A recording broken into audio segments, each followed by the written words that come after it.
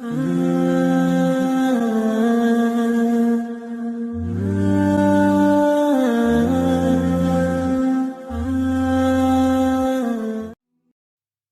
لقمان فرماتے ہیں، آدمی کو اندر سے پڑھنا نہایت مشکل ہے جب تک کہ اسے بار بار آزما نہ لیا جائے۔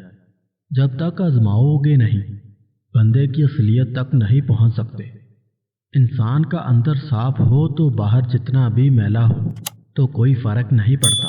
باہر کا میلا اندر کے میلے سے کہیں زیادہ بہتر ہے۔ جو دو گے وہی لوٹ کر آئے گا، چاہے عزت ہو یا دھوکہ۔